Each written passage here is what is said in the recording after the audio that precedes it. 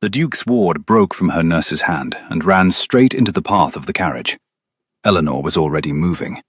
She had not stepped down properly, had not waited for the footman, had not gathered her travelling silk against the drizzle of a Hampshire spring that was not quite rain and not quite mist. She had only seen a small, bright shape detach itself from the row of servants on the gravel and bolt, and her body had decided before her mind. She caught the child mid-stride, one arm under the small ribs, and swung her up and away from the wheel as the team reared and the coachman swore from his box. For a moment, Eleanor stood in the wet gravel with the Duke's small ward in her arms, and her heart against her own ribs like a fist. The child did not cry. She lifted her face from Eleanor's shoulder, looked at her with the calm gravity that very small girls sometimes find when they have just escaped something, and then she put her warm palm against Eleanor's cheek, as though confirming that she was real. "Mama," the child said. Not a question, a statement. Final. Eleanor's breath stopped where it had no business stopping. She had spent 2 years learning not to flinch when a word landed on her like that, and she had been good at it, very good at it, until precisely this moment. Her arms tightened around a body that was not hers. The damp curls under her chin smelled of soap and something faintly green. Hyacinth, perhaps. Or a child who had been crawling in a garden bed an hour ago. A man came around the corner of the stable block at a stride that consumed gravel.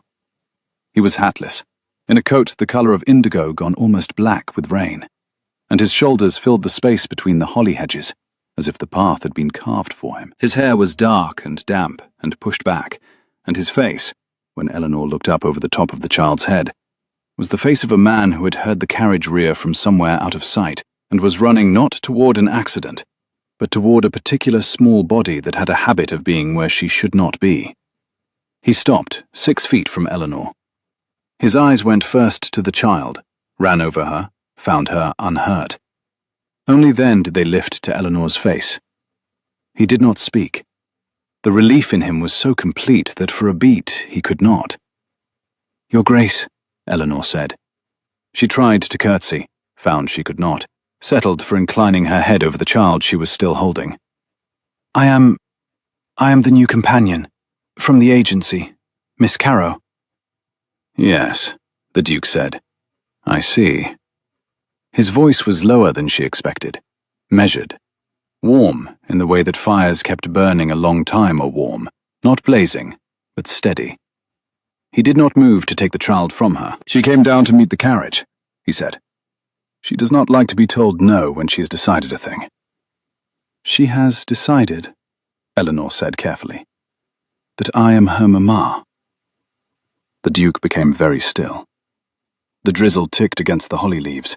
A pigeon clattered out of the loft above the stable. Somewhere a maid called for a footman, and somewhere else a horse stamped. And Eleanor stood in the wet gravel with a stranger's child in her arms and a Duke 6 feet away, and watched the largest expression she had ever seen on a man's face try to cross his, and not succeed. "Charlotte," he said quietly. "Lottie, my love, come here." The child did not. She tucked her face deeper into Eleanor's collar. The Duke did not insist. He looked at Eleanor instead, and Eleanor saw, in the brief, unguarded second before he gathered himself, a man who had been waiting for years, every day, for someone in his household to be reached by this child, and who had also been waiting, every day, for the moment when reaching her would be done by anyone but him. "Miss Carrow," he said, "you are wet. The hall, please. We will speak in the library when you have changed." He turned and walked back the way he had come, not waiting to see her follow, not summoning a footman to direct her, not glancing once over his shoulder. Eleanor exhaled slowly. The child lifted her head, took stock of the back of the Duke as he disappeared between the hedges, and made a small, satisfied sound that was almost a hum. "Mama," Lottie said again, conversationally into Eleanor's ear. "Lottie," Eleanor said. "Sweetheart, I have a different name." "Mama," said Lottie. There was nothing to argue with. Eleanor began to walk toward the great front of Hartfell Hall, which loomed out of the spring drizzle in honeyed stone, with windows full of new green light from the budded chestnuts. And she did not put the child down, because the child had not yet given her permission. The housekeeper was called Mrs. Bowes, and she was not, Eleanor saw at once, an unkind woman. She was a tall, marrow woman with a ledger habit and a pinched look around the eyes that came from running a great house with one master, one tiny ward, and no lady at the head of the table for 3 years. She had clearly been mortified that the new companion had arrived to find the ward bolting under the wheels of her own carriage. "I will not pretend to you, Miss Carrow," Mrs. Bowes said, leading her up the great staircase, "that we have had an easy time of it. There have been 4 companions before you. None of them stayed 3 months. The last walked out on a Tuesday." "What happened on the Tuesday?" Eleanor asked. "Lottie hid her bonnet," Mrs. Bowes said, "in the duck pond." Eleanor laughed before she could stop herself. It was the kind of laugh that surprised her. A real laugh from her chest, with the full warmth of recognition in it. She had laughed like that as a girl. She had not laughed like that, not entirely, since she had stood at an altar in St. George's 2 years ago, with 300 people watching, and the bridegroom not arriving. Mrs. Bowes glanced sideways at her, her own mouth softening. "Most companions," Mrs. Bowes said dryly, "do not laugh." "Then most companions do not realize," Eleanor said, "that hiding a bonnet in a duck pond is a perfectly fair declaration of war." Mrs. Bowes looked at her for a moment longer than strict propriety required. Then she opened a door at the top of the east stair. "Your room, Miss Carrow. Hot water in a quarter of an hour. The Duke will receive you in the library at 5. She turned to go. At the threshold, she paused. "Lottie has not let anyone hold her since her mother went away," she said quietly. 3 years. Eleanor's hand closed slowly on the doorframe. The wood was warm under her palm. The room had been aired and a fire lit, even though it was spring. Someone in this house had decided in advance to be kind to her. "Thank you, Mrs. Bowes," she said. "There is a wooden hare on the bed," the housekeeper added, almost as an afterthought. "Lottie sent it up to you. It is her hare. I would advise you to give it back at supper." The door closed. Eleanor stood in the center of a room she did not yet know the corners of. On the white quilt, propped against the pillow, was a small carved hare of pale apple wood. Its ears had been smoothed shiny with handling. Its left forepaw had been mended once, neatly, by someone who knew how to mend. She picked it up. It was warm. She sat down very suddenly on the edge of the bed because her knees were no longer arguing, and she pressed the small wooden hare against her own collarbone and laughed once, brokenly, and then steadied herself. "Eleanor Marlowe," she said aloud, to remind herself who she was. "Eleanor Carrow," she corrected, also aloud, more steadily. "Eleanor Carrow, companion, country post, quiet, unnoticed." The hare did not argue. The hare was on her side. The library at Hartfell was a long room, with 3 tall windows giving onto a stretch of new lawn, a fire that had clearly been built up in the last quarter hour, and a duke who was standing, not sitting, with his back to the hearth and his hands clasped behind him, in the formal posture of a man who has chosen distance for both their sakes. He had changed. His coat was a dark green now, almost black in the firelight.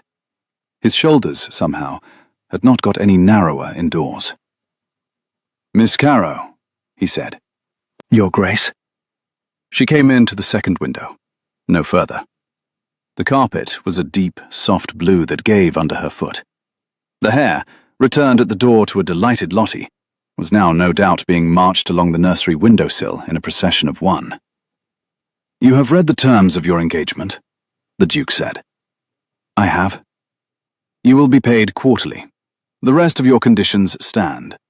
You will have an afternoon a week to yourself. You will dine with my niece and Mrs. Bowes when I am from home, and with myself and my niece when I am here. You may receive correspondence. You may not receive callers without my knowledge. Yes, Your Grace. He paused. The fire popped. He did not look at her exactly. He looked at a point a foot above her left shoulder, which was the look of a man who had decided that direct eye contact would not help either of them in the next minute. Lottie, he said, has not used that word before. Eleanor folded her hands in front of her. She had practiced, on the journey from London, the small, respectful sentences a companion was meant to deliver in a duke's library. She had practiced composure. She had practiced the exact tilt of the chin. She had not practiced this. I am sorry, Your Grace, she said. I did not invite it. I know you did not. The Duke turned his head slightly. He looked at the fire instead of at the point above her shoulder, which was almost the same thing as looking at her, only kinder. I do not require an apology, Miss Carrow. I require an understanding. Yes, Your Grace. My niece's mother, my sister, went before her time. Lottie was a year old. She has been here with me since. She is loved. She is safe. She is... He paused, searching for the right word, and Eleanor could hear, in the small space of that pause, a man who chose his words, because he had learned what happened when one did not. She is wanted. I see that, Eleanor said. I saw it on the gravel. He looked at her then, properly. His eyes were the colour of weather over a coast, grey with the suggestion of green where the light caught. They held hers steadily, without challenge, the way a man holds a horse's bridle when he is not sure whether the horse will bolt. She has not been mama'd, he said. Not by her nurse, not by Mrs. Bowes, not by any companion. By no one. Until you stepped out of a carriage. It was not, I know it was not. I'm not accusing you, Miss Carrow. I am informing you. He exhaled. It was not quite a sigh. It was the small permission a man gives himself when he has been carrying a posture for too long. My condition, he said, is that you do not encourage it. You are her companion, not her mother.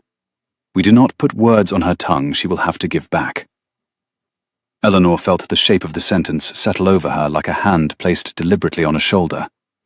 It was not unkind. It was the work of a man who loved a child enough to be careful with her language. I shall not encourage it, Your Grace, she said. I shall not discourage it either. To do so in front of her would be cruel. We will let it pass, as a child's first impression.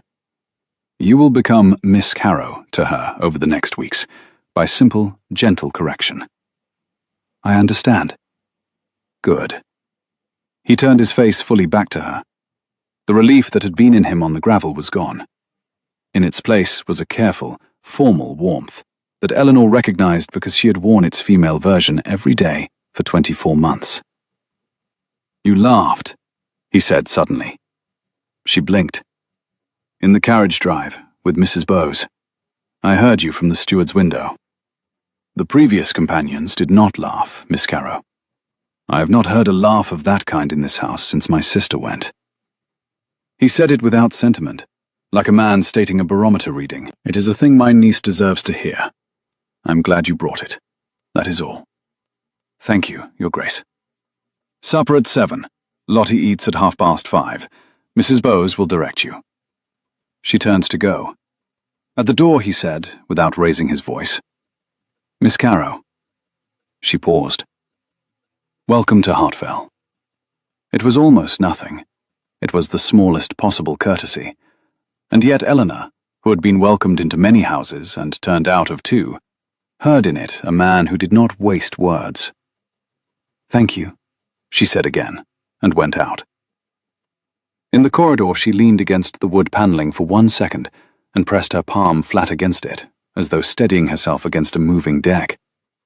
Then she straightened her cuffs, lifted her chin, and went to find the child who had decided what to call her. 3 days passed. Eleanor learned the shape of Hartfell the way one learns a horse's temper, slowly, with attention to small signs. The east wing had a draft the housemaids had given up on. The walled garden was tended by a man named Burridge, who had 3 opinions and no questions. The kitchens ran by a clock. The Duke rose at 6, rode for an hour, returned, breakfasted alone, dealt with the steward, walked the home farm, dealt with letters, walked the home farm again, and dined at 7. He saw his niece for half an hour after breakfast, half an hour at 4, and a quarter of an hour at her bedtime. He loved her. Eleanor was certain of it within 48 hours.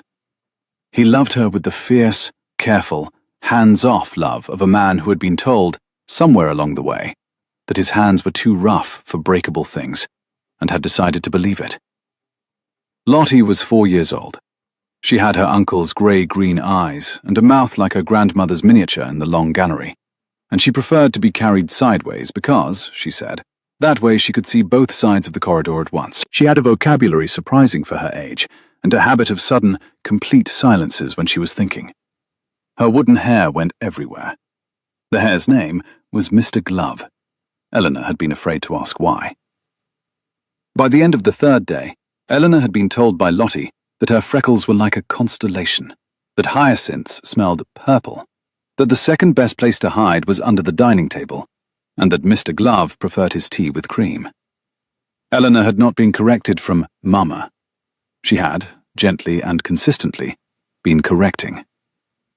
"It is Miss Caro, my love," she said, retying a sash.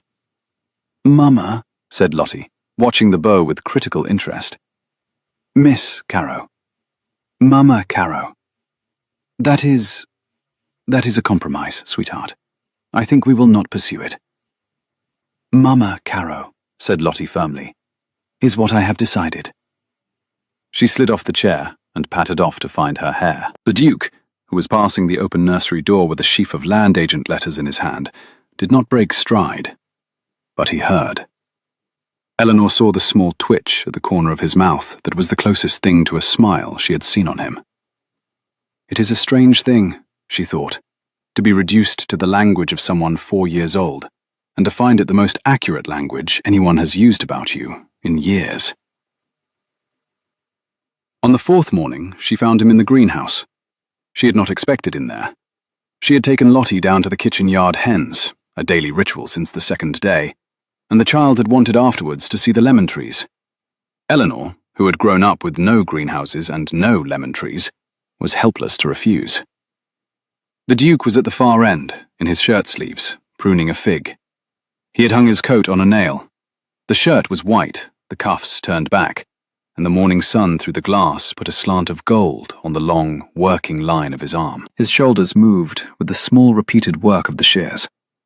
He had not heard them come in. Eleanor caught Lottie's hand instinctively, not to hold her back, but to mark the moment. To give the child the first second of her uncle she had not been required to share with the rest of the household. Lottie did not call out. She watched her uncle's back the way she had watched Eleanor's face on the gravel, with the strange inward gravity of small girls who already know which adults belong to them. The Duke turned. His face changed. Not formally, not the careful warmth of the library, but completely, the way a candle changes when it catches. "You found me," he said. "We followed the lemons," Eleanor said. "That is the most reliable navigation in this house." He set the shears down on the bench, picked up a cloth, wiped his hands. Lottie pulled free of Eleanor's grip and ran to him. He went down on one knee on the brick floor without thinking, caught her, lifted her halfway up so that she was at the height of his shoulder, and made a small, exaggerated noise of effort that pleased her enormously. "You are heavier today, Miss Lottie." "Mr. Glove ate 3 breakfasts." "Then Mr. Glove is a glutton. I shall write him a sermon." "He will eat the sermon." "That is the danger, yes." He set her down on the bench beside the shears, where she could not reach them, and turned to Eleanor. He had a smudge of green sap on the edge of his thumb. He had not bothered to put his coat back on. "Miss Caro." "Your Grace?" "You have been 3 days in my house. You have not yet given notice." "I have not." "That is unprecedented." "I am informed," she said gravely, "that my predecessor lasted to the duck pond incident. My niece has many resources. We have not yet seen all of them. I shall be on my guard against bonnets." Wise. There was a small silence. The greenhouse smelled of warm earth and citrus leaf, and, very faintly, of the lavender soap he must have used after his ride. The bees in the open vent were being efficient about a tray of seedlings. Somewhere, deeper in the rows, a watering can dripped. Eleanor became aware, abruptly, that she was looking at his bare forearms. She lifted her eyes. He was looking at her. Not pointedly, just looking. The steady, inventorying look of a man who was not in a hurry to draw a conclusion. "You are very young," he said, "for a woman who has had so many posts." "I am 27, Your Grace." "That is what your letters say, yes." She felt the faint pressure of the question that was not asked. She heard, in his courtesy, that he had read her references and noticed gaps a man with less attention would not have noticed. She prepared 3 different answers, abandoned all 3, and chose the truth. "I had a different life before," she said. "It did not continue. I have had country posts since." "I see." He did not press. He picked up Lottie's hand, turned it palm up, blew gently on a tiny fingernail, and put it down again, as if he had merely been confirming that it was still attached. "Lottie," he said, "go and tell Burridge that I shall want a word with him about the south frame." "Mr. Glove will go," Lottie said. "Mr. Glove will go. Take him." Lottie went. The bricks rang under her small slippers. The greenhouse door swung shut behind her with the soft puff of warm air sealing in.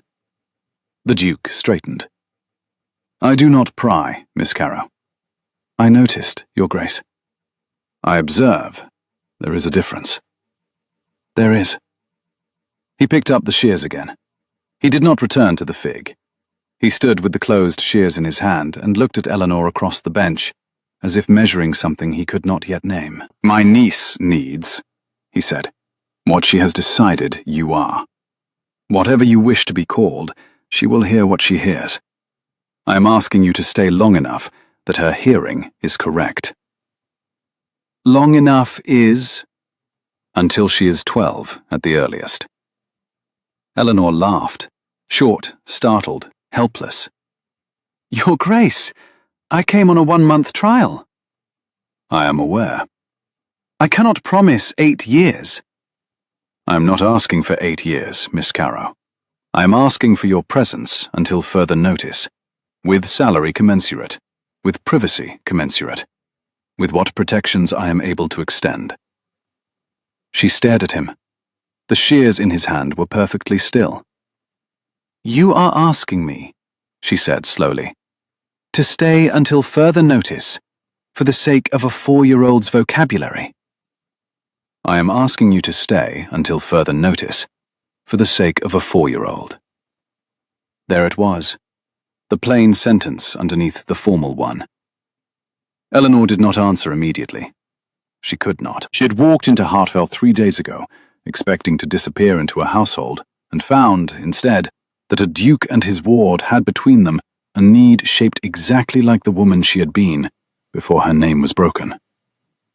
"I shall consider it," she said, and her voice was steadier than her hands. "Good." He bent his head, not quite a bow, more a small concession of acknowledgement, and turned back to the fig. She left the greenhouse with sap on the edge of her own glove, from where she had braced against the bench, and Mr. Glove's procession down the brick path ahead of her, and the absolutely clear awareness that the next time the Duke came too close to her in a room, she would not be able to remember the right number of inches. The post arrived on the 7th day. Mrs. Bowes brought a single letter to Eleanor at the breakfast table. Eleanor saw the seal, claret-coloured wax, an unfamiliar crest, and felt the specific, cold water sensation she had not felt since the morning after Hanover Square. The hand on the direction was not familiar, but the seal was. She put the letter on the table beside her cup. Lottie was eating buttered eggs with the diligence of a small accountant. The Duke was at the far end of the table, reading his own correspondence. He did not look up. He had, Eleanor was learning, a remarkable courtesy about other people's letters. "Miss Caro," Mrs. Bowes said quietly at her shoulder. "Shall I—" "No, thank you, Mrs. Bowes. I will read it after breakfast." She did not read it after breakfast. She read it in her room, with the door closed, sitting at the dressing table with the spring sunlight on the unopened seal, and her hands quite cold. When she broke it, the hand inside was different from the direction. The hand inside, she knew. "Eleanor, I have been informed, by a source which does not signify, that you have settled at Hartfell. I cannot tell you how grieved I have been to learn it. The Duke of Hartfell is, as you may not be aware, a personal friend of mine. I shall be a guest at his country dinner on the 12th. Reflect, dear Eleanor, on what this circumstance must mean. I cannot in good conscience permit a gentleman of his standing to be deceived. I beg you, as a friend, to spare us both the necessity of a public unpleasantness. Withdraw quietly from the post before the 12th. I shall consider the matter forgotten. Yours in regret, T." Eleanor read it once. She read it again. She stood up. She walked from her dressing table to the window and back twice. Then she sat down on the edge of the bed and laughed. Not the carriage drive laugh. The other one. The thin one she had used in the months after St. George's. The one she had thought was retired. T.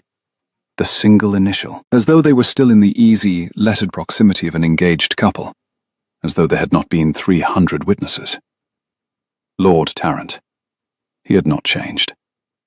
"I shall not withdraw," Eleanor said aloud, to the applewood hair which Lottie had insisted on lending her overnight for moral support. "I shall not." The hair was on her side. She folded the letter into the smallest possible square and put it into the back of the writing desk drawer, behind a packet of old pen nibs. Then she went down to the schoolroom, where Lottie was waiting to be taught the difference between a cat and a kitten in penmanship, and she did not let her hands shake on the slate. The 12th was 5 days away. She told no one. She told herself that it was professional discretion. The Duke had hired Miss Caro. He had been gracious. He had asked for nothing he had not been entitled to ask for. To bring a private matter to him in his own house would be to exploit a kindness she had only just been offered. She told herself that Tarrant was a coward, but he would not, in fact, attempt anything in front of his host. That he wrote menacing letters and rarely produced. That his courage had always been epistolary. She told herself, finally and most persuasively, that she could manage it. She had managed worse. She had managed the silence at the altar, the carriages reversing on Hanover Square, the look on her father's face. She could manage one dinner.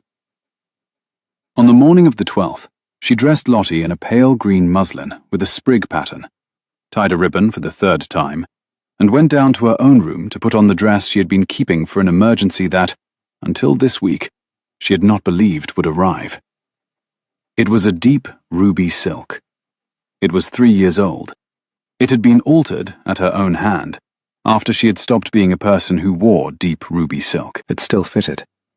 It had always been the most expensive thing she owned, and she had kept it not out of vanity, but out of the cold, practical sense that a woman in service may, once a decade, need to look like a lady whose name has not been broken. Mrs. Bowes saw it on the upper landing as Eleanor came down to take Lottie to the Duke for the afternoon visit. Mrs. Bowes did not comment. Mrs. Bowes did, however, draw a breath through her nose and say, dryly, "There will be 10 at table tonight, Miss Caro. The Duke desired me to inform you that you will sit at his left." "At his left?" "Yes." "Mrs. Bowes, surely the Dowager Lady Veringer. His Grace has placed the Dowager Lady Veringer at his right. He has placed Miss Caro at his left." Mrs. Bowes paused. The pause was so long, Eleanor suspected for a moment that the housekeeper was inserting an entire silent commentary into the gap. "I am not in the habit, Miss Caro," she said finally, "of questioning His Grace's seating." "No, Mrs. Bowes. I do, however, feel obliged to mention that I have been at Hartfell 11 years, and His Grace has never seated his niece's companion at his left." "I see." "I have," Mrs. Bowes said, almost to herself. No further observation. Eleanor, who had been on her way to deliver Lottie, had to stop on the half landing and steady herself with one hand on the banister. Her palms were no longer cold. Her palms were doing the opposite of cold. The hair in Lottie's hand wobbled gravely. "Lottie, my love." "Mamma Caro," said Lottie. "Yes, sweetheart." "Mr. Glove says you are a comet." "Does he?" "He is sure of it." "I shall ask him about it later." She put the child into her uncle's care for half an hour, did not meet his eyes, did not trust herself to meet his eyes, and went back upstairs to put on her grandmother's pearls. The dinner at Hartfell. 10 guests, and the Dowager Lady Veringer at the Duke's right, and Eleanor at his left, and the long polished table reflecting candlelight onto a vaulted ceiling that had been painted, in Eleanor's grandmother's lifetime, by a Frenchman with opinions about cherubs. Lord Tarrant was 3 places down on the same side as Eleanor. He did not look at her when she came in. He smiled, charmingly, at the wife of a neighbouring baronet, drank his wine, and did not look. Eleanor recognized the strategy. He was waiting. He had grown a beard. It did not improve him. The Duke, beside her, was attentive in the precise, formal way of a host. He spoke equally to Lady Veringer on his right and to Eleanor on his left. He asked her, without elaboration, whether the soup was sufficiently hot and whether the orchids in the centerpiece had been in the greenhouse that morning. He did not single her out. He did not need to. The seating spoke. The first course passed. The second course passed. The conversation, like all such conversations, was an inventory of cousins and of horses. It was over the lamb that Tarrant spoke. "Hartfell," he said, in a voice pitched exactly a little louder than necessary. "I had not realized your niece's companion was such a striking woman. One does not expect a country governess in ruby silk." The Dowager Lady Veringer, who had been buttering a roll, paused. The Duke set down his fork. "Lord Tarrant," he said, "Miss Caro sits where I place her. She wears what she chooses.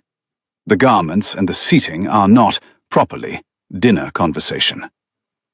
"My dear Hartfell, I meant only a compliment." "I doubt that very much." The table, which had been a table, became a room. Eleanor felt the shift the way one felt a barometer drop. A wineglass between her fingers was very steady. Her face, she hoped, was very still. "It is only," Tarrant said, with a small, graceful tilt of the head, "but I find myself certain I have met Miss Caro before. In London, some years ago. The face is so very distinctive. And the colouring." "I do not believe you have," Eleanor said clearly. "Surely. Hanover Square. A function, I think it was." "I do not recall." "How curious. I recall it perfectly." "That," the Duke said, in a tone Eleanor had not heard from him before, "is enough." The table was now, beyond any doubt, watching. The Duke did not raise his voice. He set down his glass.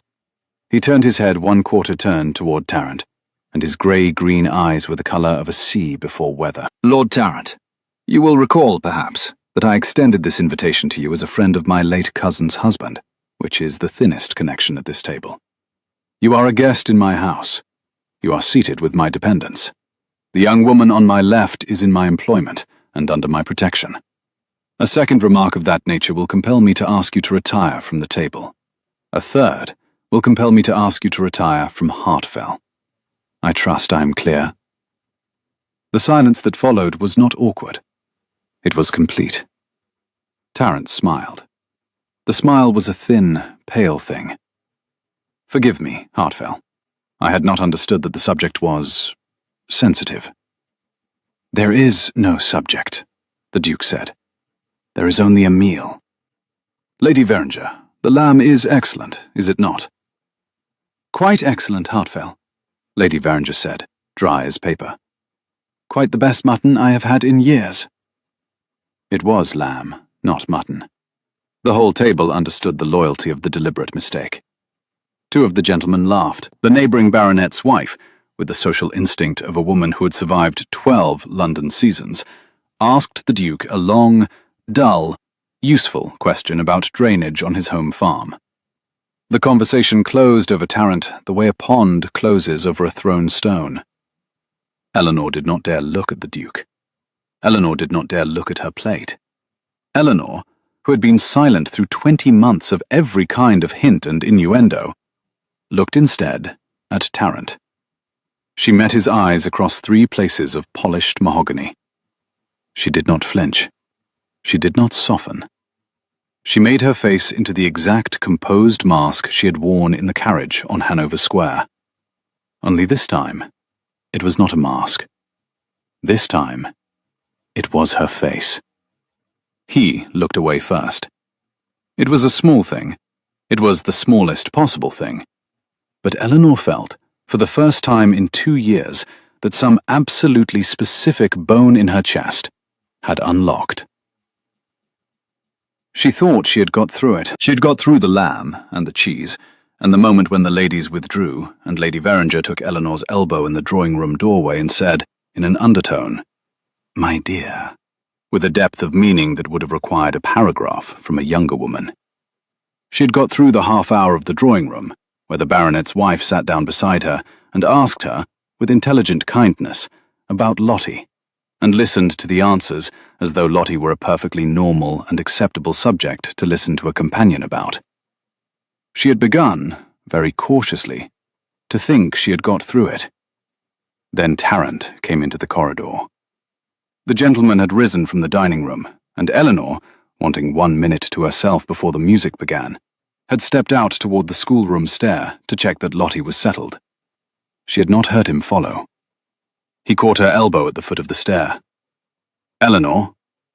She did not turn her head. "Take your hand off my sleeve, Lord Tarrant. You will hear me. 2 minutes, that is all I ask. You have just had your minutes. They were spent at dinner. Eleanor, I wrote to you in good faith. I gave you a chance to leave quietly. Why have you done this? Why have you made me? You made yourself." She turned then. The corridor was warm with candlelight from sconces, and cold from a draught somewhere down by the boot-room door. He had let go of her sleeve. He had not stepped back. "I am no longer a person you write to," she said, and her voice was so low and so controlled that she did not recognize it. "I am no longer Eleanor. I am no longer the woman who waited in the carriage on Hanover Square. I am Miss Carrow. I am a companion. You do not know me. I am not still anything that concerns you. Hardfell will turn you out within the hour when I tell him you're real. I am here." The voice came from the dining room door. The Duke had not raised it. He had not needed to. He stood in the corridor with the firelight from the still open dining room behind him, and the long line of his shoulders blocked the corridor, as the whole stable yard had been blocked the morning Eleanor arrived. He looked at Tarrant. He did not look at Eleanor. "Lord Tarrant," he said, "my carriage will be at the front door in 10 minutes. Your man will pack your trunk in the carriage. You will not return to Hartfell. You will not write to anyone in this house. You will, if you have any care for what little remains of your reputation, never speak Miss Carrow's name in my hearing or out of it again. Do I make myself plain?" Hartfell. Plain. Tarrant's mouth opened. It closed. He looked at Eleanor as if to make a final attempt, and found her looking back at him with absolute, peaceful contempt. He bowed, a small, ironic bow, since he had no grace left for any other kind, and walked not toward the door, but stiffly back toward his lodging in the east wing, to gather what he had brought. The Duke did not move from the dining room doorway. When Tarrant's footsteps were gone, the Duke looked down the corridor at Eleanor. He looked tired. He looked, Eleanor saw with a small, clear shock, like a man who had been holding a thing in for 2 hours. "Miss Carrow," he said. If you can manage it. My study. Now. She managed it. The study was smaller than the library. The fire was newer. The desk between them was a plain mahogany piece without ornament, and the Duke stood behind it with his hands flat on the wood and his head down for a long moment before he lifted it. "Tell me," he said. Eleanor told him. She told him about Hanover Square, and the 300 guests, and the carriage that had not arrived, and the letter she had received 4 days later, in which Tarrant had explained, with elegance, that his uncle had refused his consent, and that he could not in conscience proceed, and the rumour, immediately following, that Eleanor had been seen with someone else, which was a lie, and had ruined her, which had been the point of the lie. She told him about her father's face. She told him about her mother's grief. She told him how she had taken her grandmother's name and disappeared into country posts. She told him because she had, in 24 hours, not been asked once whether to tell. She did not cry. She had finished crying about Tarrant a year ago in a different county. The Duke listened. He did not interrupt. When she was done, he sat down, not because he was tired, but because the news of a story like that ought not to be received standing. "Your real name?" "Eleanor Marlowe." "Eleanor." Yes." "Your father?" "Sir John Marlowe of Eston Hill in Suffolk. He is alive. He does not write." "I see." He stayed silent for a long minute. The fire ticked. A clock on the chimney-piece, a small, restrained clock with a gilt face, went on with its small, restrained business. When he spoke, his voice was gentler than Eleanor had heard it. "Eleanor." "Yes?" "You have been 24 hours away from a roof over your head every day for 2 years. Did you understand that when you took this post?" "I understood it." "That is why you came." "That is why I came." "And then a child put a word on you did not expect to hear again." "Yes." He closed his eyes for a moment. When he opened them, there was something in his face that Eleanor recognized because she had seen it on the gravel. The small, complete look of a man who had been waiting every day for several years for a particular thing to happen, and was now confronting the fact that it had. "You will continue tomorrow," he said, "exactly as you have been. You will not retreat from the schoolroom. You will not retreat from the breakfast room. You will not, on any account, retreat from the greenhouse. You will continue, Miss Carrow, to be Miss Carrow until further notice. Do I make myself plain?" "You make yourself perfectly plain, Your Grace." "And then we shall—" He stopped. "Yes?" she said. "And then, when Notty is asleep and the household is quiet, we shall sit by the fire in this room, and you will tell me what you wish your life to be. Not what you have been able to manage. What you wish." "Not tonight, Eleanor. Tomorrow." She was crying, not because of Tarrant, who could not reach her anymore, but because of the precise tone in which a man she had known for 10 days had said her real name. She did not lift a handkerchief to her face. She pressed her palm flat against her own cheek instead, an old habit, the closest thing she had to a self-soothing motion. The Duke did not look away. He did not move toward her. He let her have her own cheek for the small, private use of a moment. "Yes, Your Grace," she said. "Henry." "I cannot." "Tomorrow you will. Tonight you may go up." She went. At the door she paused. "Your Grace." "Yes?" "Thank you." "For what?" "For letting me finish my own sentence." He looked at her. There was something that might have been a smile in the corner of his mouth. It did not arrive, but it considered. "Good night, Eleanor." "Good night." She closed the study door behind her. In the corridor, she stood for a count of 12 with her forehead against the cool wood.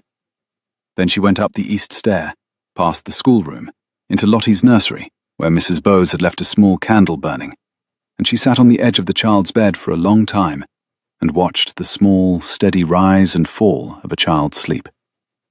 Lottie, without waking, reached one warm hand out across the coverlet and found Eleanor's hand. "Mama?" she said in her sleep, conversationally. "Yes, sweetheart," Eleanor said. "Yes." In the morning, the household behaved as though nothing had occurred. Tarrant's name was not mentioned. The Dowager Lady Veringer departed at 10, having sent up a private note asking Eleanor to come and see her in town if she ever found herself in want of an introduction, which was the closest Lady Veringer ever came in her life to the word friendship. The neighbouring baronet's wife sent flowers. Two of the gentlemen sent cards. The Duke did not refer, at breakfast, to the previous night. He did, however, when Eleanor came in, rise from his seat, a courtesy he had not previously extended, and which he extended now without ostentation, and remained standing until she was seated. He said, "Miss Carrow, the toast is excellent this morning." He said, "Lottie, Mr. Glove is permitted on the table. I have been informed." Lottie, who had not been informed, beamed. After breakfast he went to deal with the steward. Eleanor took Lottie to the kitchen yard hens. The day, having begun in a manner of cool civic ceremony, turned ordinary by 10 o'clock. A small ordinariness which was in itself an act of kindness. By 11, Eleanor was teaching the difference between a long-tailed tit and a chaffinch, which Lottie regarded as material of grave importance. It was at 3:30, when she had set Lottie to a slate in the schoolroom and stepped out into the corridor for 2 minutes of her own, that the Duke found her. He was carrying his coat over his arm. He had been outdoors. There was a single fragment of straw caught in his cuff. Eleanor noticed it because she was not, at that moment, allowing herself to look directly at his face. "Eleanor?" "Your Grace." "Henry." "Henry." She said it very quietly. He smiled. A real smile this time, not the consideration of one. And the corridor, which was not a small corridor, became suddenly insufficient. "Walk with me." I have spoken with Mrs. Bowes. She will sit with Lottie at the slate for a quarter of an hour. The hare will supervise. Walk with me." He took her down the back stairs and out through the kitchen garden door and along the south wall of the walled garden to the greenhouse, the same greenhouse where a small girl had once said, "We followed the lemons," and they did not speak until they were inside. He set the coat down on the bench. He turned. He did not come to her.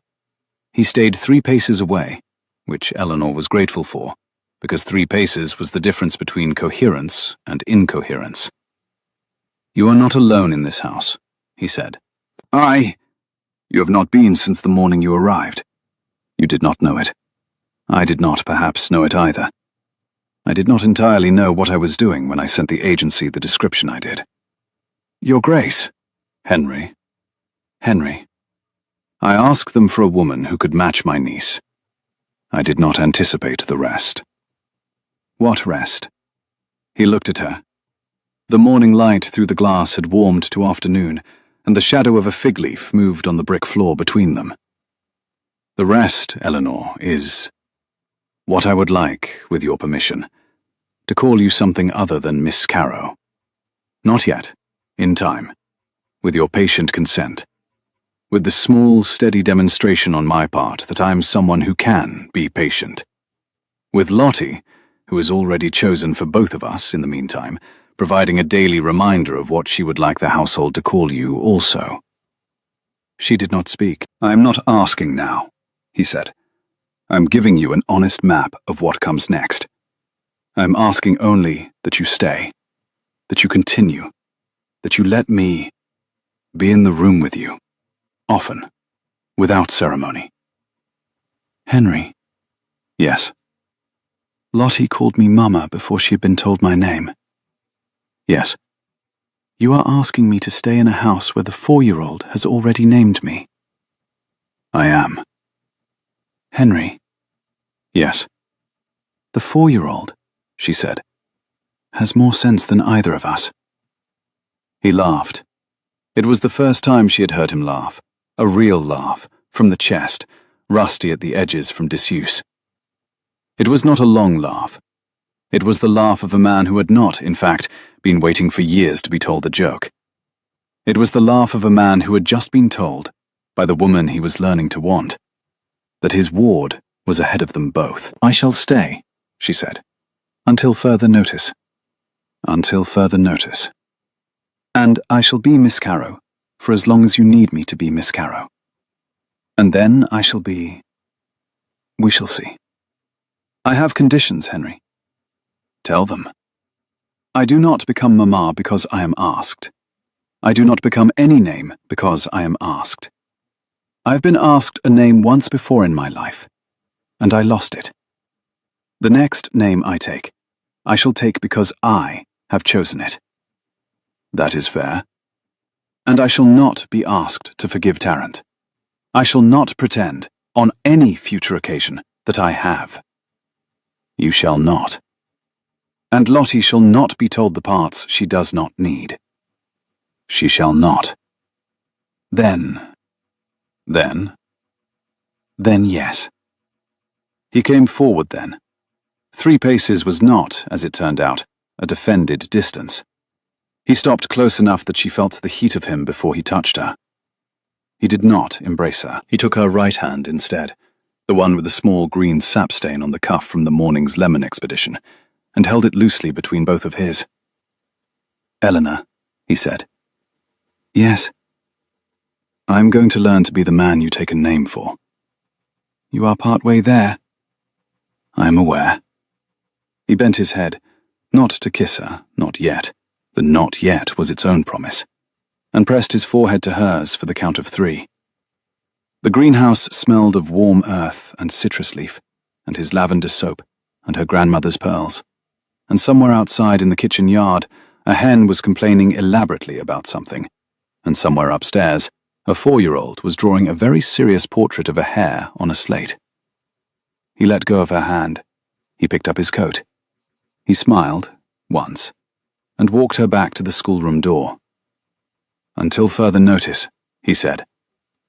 "Until further notice," she said. She went in. Lottie looked up. "Mama Carrow?"